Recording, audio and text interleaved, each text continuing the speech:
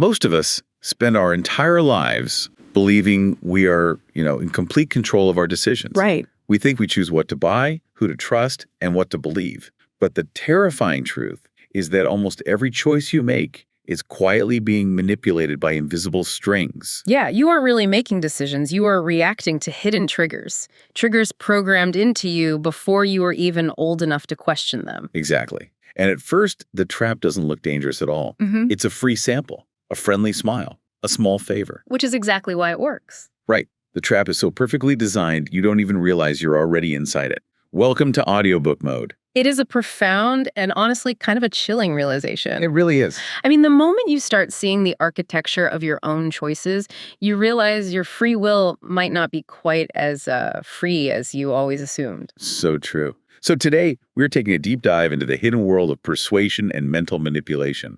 We're looking at a stack of notes from this massive 3-year undercover investigation. And the researcher doing this didn't just sit in a lab. No, he literally went undercover as a spy. He infiltrated the training programs of salespeople, corporate fundraisers, ad agencies, and even street-level con artists. He wanted to understand their weapons of influence from the inside out. Right. And what makes this investigation so groundbreaking is the synthesis. Despite the thousands of different tactics these operators use to, separate us from our money or our time, he discovered they all basically boiled down to just 6 hidden buttons in the human brain. 6 psychological triggers that just bypass our rational thought.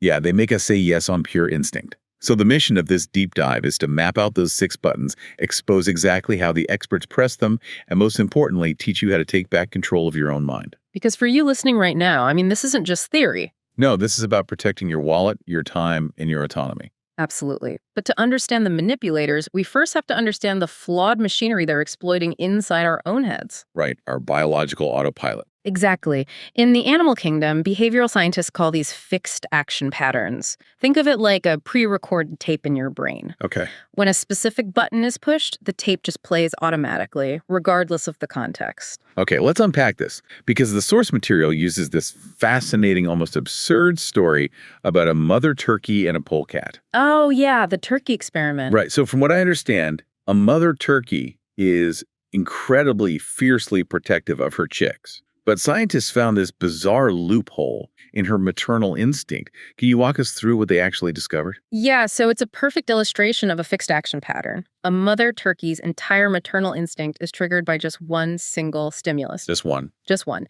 The cheep, cheep sound the baby makes. If a chick makes that sound, she will nurture it, protect it, everything. And if it doesn't? If a chick does not make that sound, she will literally ignore it. Or in some cases, she'll actually attack it. Which is brutal. But I guess it works in nature. Yeah.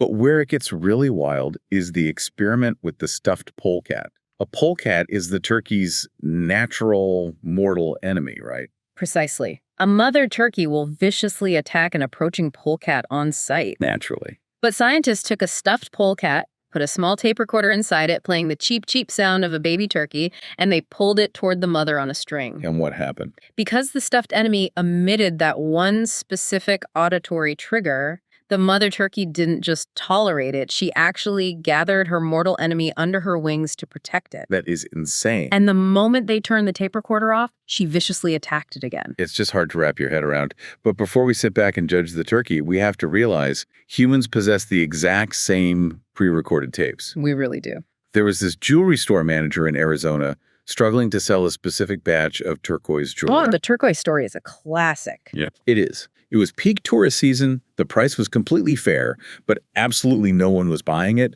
so she left a scribbled note for her staff to cut the price in half just to get rid of the inventory. But her manager misread the note. Right. The manager accidentally doubled the price instead. And the inventory sold out almost instantly. That just blew my mind when I read it. Why would people suddenly buy it at double the cost? Because the tourists didn't know much about turquoise. They were in an unfamiliar environment, lacking expertise, so their brains just relied on a deeply ingrained shortcut. Expensive equals good. Exactly. In our society, price is highly correlated with quality, so the high price tag became their cheap, cheap sound. It triggered the tape. Right. And we use these shortcuts because the modern world is just incredibly complex. If we carefully analyze the molecular structure and market value of every single item we encountered? You'd be functionally paralyzed. Completely paralyzed. We rely on triggers to save mental energy. And manipulators know exactly what those triggers are. There's another example in the notes regarding the word because. The copy machine experiment. Yes. A researcher tried to cut in line at a busy library copy machine. When she simply asked, "Excuse me, I have 5 pages. May I use the Xerox machine?" Only about 60% of people let her cut. Which is pretty standard. Yeah. But when she gave a real reason, like because I'm in a rush, compliance shot up to 94%. Which makes logical sense, of course. A real emergency deserves an exception. Right. But the truly revealing part was the third variation of the experiment. She asked to cut in line and said, "Excuse me, I have 5 pages. May I use the Xerox machine because I have to make some copies?" Which is a completely meaningless reason. It's entirely meaningless. Everyone standing in that line has to make copies. That is the entire point of the line. But 93% of people still let her cut. It's like we are all walking vending machines. You don't need to negotiate with a vending machine. You just drop in the right coin. And the behavior automatically dispenses. Exactly. And in this case, the word because is the coin. That is an exceptionally accurate analogy. The word because signals to the brain that a justification is arriving, and the brain, wanting to save energy, simply accepts the structure of the sentence without analyzing the content. Wow. But if our brains use these automatic shortcuts for fast decisions, it raises a bigger question. How do they handle social obligations? Right. This brings us to the first major weapon of influence, and perhaps the heaviest invisible burden in society. Or the rule of give and take, or reciprocation. Exactly. I was looking at the notes on reciprocity, and there's this mind-boggling story from 1985 about Ethiopia and Mexico. Such a powerful example. It really is. So Ethiopia was in the middle of a devastating famine. Absolute poverty, thousands of people dying. Yet the Ethiopian Red Cross somehow scraped together $5,000 and sent it to Mexico. To help victors of an earthquake. Right. How does a starving country justify sending money away? What is the mechanism there? Well, it defies all economic logic, but it perfectly illustrates the psychological weight of reciprocation. You have to look back 50 years prior to 1935. Okay. Mexico had sent aid to Ethiopia when Italy invaded them. Half a century later, while literally starving, the Ethiopian officials felt an overwhelming, almost visceral need to repay that favor. After 50 years. Yes. Evolutionarily, this rule is the bedrock of human survival. It allowed our ancestors to share food, tools, skills, knowing the favor would be returned. It creates a web of obligation that holds societies together. But manipulators know how to weaponize this web. They do. They exploit it using uninvited gifts. The notes detail how the Hare Krishnas used to operate in airports. They wouldn't just ask for money. No, they would force a free flower into your hand. Or corporations like Amway leaving a free sample kit of bug spray and soap at your house. Right. And once you accept the item, even if you didn't ask for it, even if you throw the flower in the trash 10 seconds later, you are infected with this feeling of indebtedness. You become burdened by the social shame of being a freeloader. Exactly. The psychological discomfort of an unpaid debt is so intense that people will agree to wildly unfair exchanges just to get rid of it. Which explains the story of the college girl who lent her brand new car to a teenager who didn't even have a license. Oh, that story. Yeah, he completely wrecked the car. And the only reason she lent it to him was because, a month earlier, he had given her a jump start when her battery died. She just couldn't bear the unpaid debt. But wait, I have to push back here. Isn't giving back just being a good, moral person? Well, sure. Why should we view gratitude as a trap? It feels a little cynical to assume every favor is a manipulation. You've hit on a vital distinction there. The trap isn't the gratitude itself. Genuine social exchange is beautiful. The trap is when a manipulator artificially forces a gift on you for the sole purpose of triggering that biological obligation for their own profit. Oh, I see. They aren't giving, they're investing.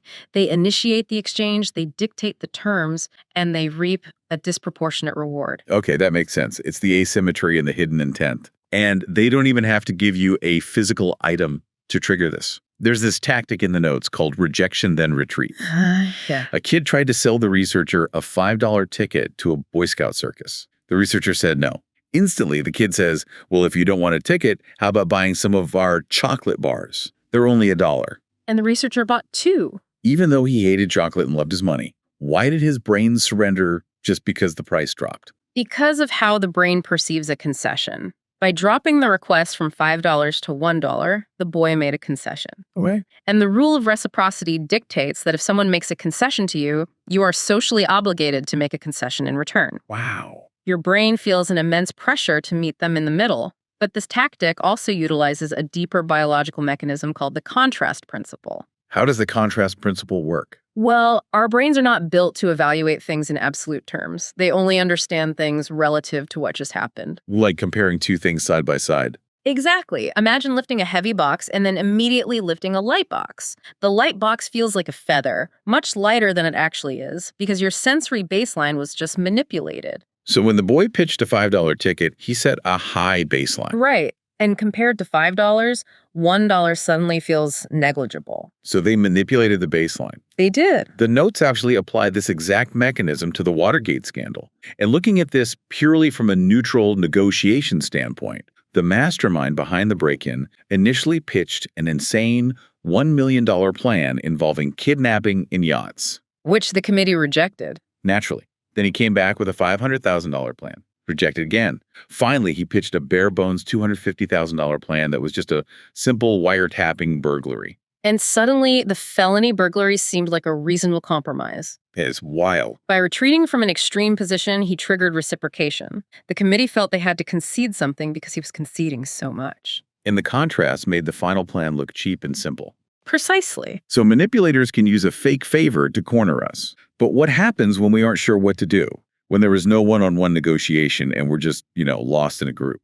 That brings us to social proof. When we are uncertain, we stop looking inward for answers and start looking outward. We look to see what the herd is doing. This perfectly explains canned laughter on TV sitcoms. A great example. Almost everyone claims to hate those fake laugh tracks. But TV executives use them because, scientifically, hearing other people laugh makes bad jokes seem funnier to us. Our brain hears the laughter and automatically decides other people think this is funny, so it must be funny. It provides instant social validation. It does, but canned laughter is harmless enough.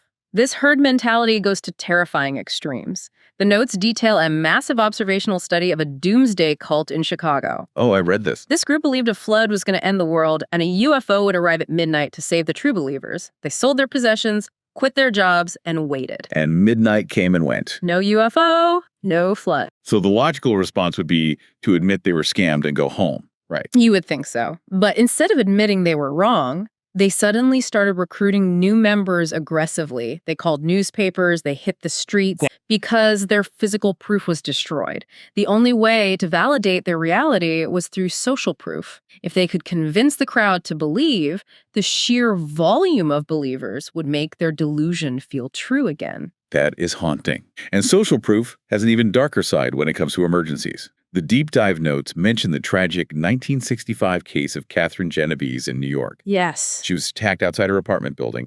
38 neighbors heard her screaming, looked out their windows, and yet not a single person called the police. And the media at the time blamed it on the coldness and apathy of city life. But psychologists later realized it was actually a deadly phenomenon called pluralistic ignorance. Pluralistic ignorance, what does that mean in practice? Well, in a crisis, things are often ambiguous. Is that a fight or just a loud argument? Because people are unsure, they look to everyone else for cues on how to react. Right. But here is the fatal flaw. In public, everyone tries to look calm and collected. So all 38 people looked out their windows, saw that nobody else was panicking or running out, and subconsciously concluded, since nobody else is reacting, it must not be a real emergency. The crowd paralyzed itself. Exactly. So if I'm having a medical emergency in a crowded street and everyone is caught in this bystander effect, just trying to look cool, how do I break the spell? If yelling "help me" just confuses the crowd further, what is the actual defense? The tactical solution is to completely remove the ambiguity. You must isolate one person,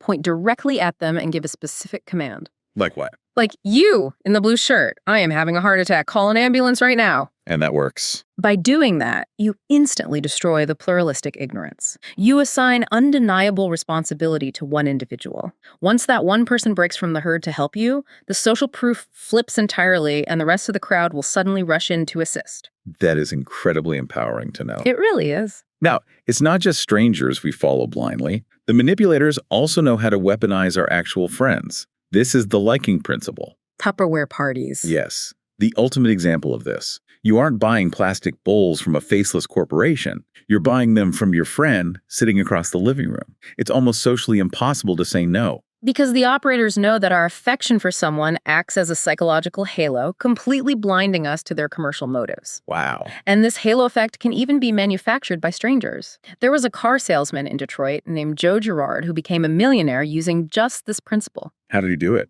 His secret: every single month, he sent out 13,000 greeting cards to his former customers. And the cards simply said, "I like you." 13,000 cards a month. Just saying I like you. That sounds absurdly transparent. It is transparent. But human beings are absolute suckers for flattery. Obviously. The research shows that even if we consciously know the person has an ulterior motive, our brains automatically warm up to people who compliment us. It disarms our critical thinking. It's the exact same mechanism behind the good cop, bad cop routine in police interrogations, isn't it? Exactly the same. The bad cop screams at you, creating immense fear and stress. Then the good cop steps in, buys you a coffee, and acts like he's protecting you from the bad cop. And you feel such profound relief and liking to this new friend that you confess to him. Completely forgetting that his ultimate goal is exactly the same as the bad cops: to put you in prison. Okay, so the crowd can pressure us and fake friends can blind us. But what happens when the person cornering you is, well, you? How do operators weaponize our own past words against us? Let's dive into commitment and consistency. This is one of the most profound psychological drives we possess. Once we make a choice or take a stand, we face immense personal and interpersonal pressures to behave consistently with that commitment. There's an example about a racetrack, right? Yeah, researchers at a racetrack discovered a fascinating quirk in human logic. Bettors became vastly more confident in their horse's chances of winning immediately after they handed over their money and bought the ticket. But the horse didn't change. The track conditions didn't change. Nothing objective changed in those 5 seconds. That's the terrifying part. The external reality remained identical, but their internal psychology had shifted entirely. Because they made a commitment. Right. Once the ticket was in their hand, they were committed. To avoid the psychological pain of cognitive dissonance, their brain had to desperately convince them they made the brilliant, correct choice. And corporations use this ruthlessly. The notes outline a brilliant, if evil, toy company scam. Oh, the undersupply tactic. Yes, they run aggressive ads for a highly specific, very cool toy right before the holidays. Kids beg their parents for it, and the parents, wanting to be good parents, promise to buy it for Christmas. But the companies intentionally undersupply the stores. Right. So the parent goes to the store, sees it sold out, and is forced to buy an equally expensive substitute toy so they have something to put under the tree. And then in January, the company starts running the ads for the original toy again. The kid says, "But you promised." And the parent, trapped by their own need to be a consistent, promise-keeping person, trudges back to the store and buys the original toy. The company engineered a situation where you buy 2 expensive toys instead of 1, simply by exploiting your desire for internal consistency. It's manipulative, but incredibly effective. And we do this to ourselves in our personal lives, too. The notes mention a woman named Sarah, who finally broke up with her toxic alcoholic boyfriend, Tim. She moved on, got engaged to a great guy, her life improved, but Tim came back, promising he would change, promising marriage. She made the massive decision to cancel her wedding and take Tim back. And of course, Tim did not change. He stopped trying within a month. He never married her, and he kept drinking. But instead of leaving him again, Sarah actually became more devoted to him than ever before. Because she had sacrificed her entire future with a good man to make that choice. She had to convince herself that Tim was her true soulmate just to justify the massive, life-altering commitment she had made. It's like mental quicksand. The more you struggle to justify a bad choice you've already made, the deeper you sink. That is a great way to put it. And the craziest part is your body literally warns you about this. I call it the stomach sign. The stomach sign. Yeah. When you're talking to a slick salesman who is quoting your own past words back to you, trying to trap you into a deal using your own consistency against you, your stomach literally tightens. Oh, absolutely. It physically clenches because your body knows you're being scammed a split second before your brain is willing to admit it. And that visceral reaction is your best defense. You have to be willing to look the manipulator in the eye and say, I am not going to be foolishly consistent with a statement I made 5 minutes ago now that I see what you're doing. Now, combine that desire for consistency with the symbols of power, and things get genuinely dark. Let's talk about authority, and specifically, the Milgram experiment. The Milgram experiment is perhaps the most famous psychological study of the 20th century. It's chilling. In the 1960s, normal, everyday people were brought into a lab, A researcher wearing a white lab coat instructed them to deliver electric shocks to another person in the next room every time that person answered a memory question incorrectly. And the shocks increased in voltage with every wrong answer, all the way up to a deadly 450 volts. Right. And the person in the other room is screaming in pain, begging for their life, demanding to be let out. Now, thankfully, the victim was just an actor, and no actual shocks were delivered. But the participant pulling the levers didn't know that. They thought they were literally torturing someone. Despite the screaming, despite their own extreme physical distress, participants were sweating, trembling, begging to stop. Nearly 2/3 of them flipped the final 450-volt switch. Right. They didn't do it because they were sadistic. They did it because a man who looked like a legitimate authority figure calmly told them, the experiment requires that you continue. The mere presence of a white lab coat was enough to completely overwrite their moral compass. It's a terrifying testament to our deference to authority. And manipulators know they don't even need real earned authority. They just need the superficial symbols of fake authority. Titles, for example. Yes. The notes show that people literally perceive someone introduced as a professor at Cambridge to be physically taller than if the exact same person is introduced as a student. Clothes are another powerful symbol. Con artists routinely wear perfectly tailored, expensive three-piece suits to scam banks. Because our brains automatically equate that specific attire with trustworthiness and institutional power. And trappings, like luxury cars, do the same thing. Studies show that if a cheap economy car stalls at a green light, the drivers behind it will lose their patience and honk almost immediately. But if it's a high-end, shiny luxury car, people wait patiently. They are intimidated by the symbol of wealth and status. They defer to the metal box. It's amazing how much these symbols dictate our behavior. So logic fails against authority, and it fails against our own commitments. But what happens when you introduce the fear of missing out? You hit the primal panic button, scarcity. Scarcity shifts the brain away from rational, analytical thought and directly into sheer physical panic. That's pure survival mode. Exactly. The evolutionary rule is simple. Opportunities seem significantly more valuable to us when their availability is strictly limited. We are biologically far more motivated by the thought of losing something than gaining something of equal value. Because losing a resource in the wild meant death. The researcher mentioned he lived near a massive Mormon temple for years and never once cared to go inside. Right. But the second he read an article saying a restricted sector of the temple was opening to the public for just a few days and then would be closed to outsiders forever, he suddenly felt a burning, undeniable desire to go see it. It wasn't about the architecture. It was entirely about the fact that it was becoming unavailable. And businesses manufacture this panic constantly.